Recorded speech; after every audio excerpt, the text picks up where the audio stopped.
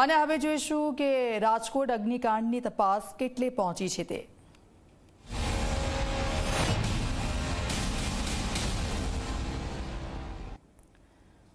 તો રાજકોટના અગ્નિકાંડ બાદ એસઆઈટી એક્શનમાં આવી છે। શહેરોમાં બનેલા ટેમ્પરરી સ્ટ્રક્ચરની માહિતી મંગાવવામાં આવી છે। છેલ્લા 108 દિવસમાં બનેલા સ્ટ્રક્ચરની માહિતી મંગાવાઈ છે।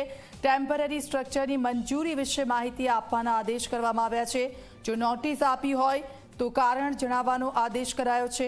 એસઆઈટીએ તમામ મહાનગરોને માહિતી આપવા માટેનો આદેશ કર્યો છે। હિતલ પારેખ અમારી સાથે જોડાઈ ગયા છે। હિતલ, 108 દિવસમાં બનેલા સ્ટ્રક્ચરની માહિતી મંગાવવામાં આવશે। એસઆઈટીએ તમામ લોકોને આદેશ કરી દીધો છે મહાનગરોમાં। શું વિગતો તેને લઈને કયા પ્રકારની માહિતી મંગાવવામાં આવી છે? દીક્ષિતા, ચોક્કસ એવું કહી શકાય કે તમામ શહેરોમાં જોવા જઈએ તો ટેમ્પરરી જે સ્ટ્રક્ચર ઊભું કરવામાં આવતું હોય છે ને ક્યાંક ને ક્યાંક એનઓસી સાથેના અનેક પ્રશ્નો તેના કારણે ઊભું થતું હોય છે।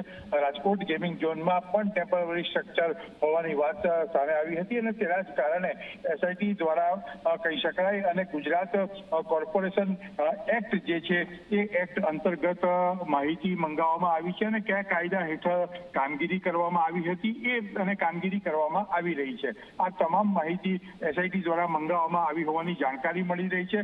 ખાસ કરીને જોવા જઈએ તો કોઈ પ્રકારની નોટિસો આવા ટેમ્પરરી સ્ટ્રક્ચરના પરિપ્રેક્ષમાં મંજૂરી સાથે આપવામાં આવી છે કે કેમ એ પણ માહિતી માંગવામાં આવી છે, જેનાથી જે પ્રકારે આ પ્રકારની રાજકોટ જેવી ઘટના છે એ ઘટના અન્ય જિલ્લાઓમાં કે મહાનગરપાલિકામાં ન બને એ માટે આ માહિતીઓની વિગતો માંગી હોવાની પણ પ્રાથમિક જાણકારી અત્યારે મળી રહી છે। જી બિલકુલ, આભાર હિતલ, આપની પાસેથી અપડેટ્સ લેતા રહીશું।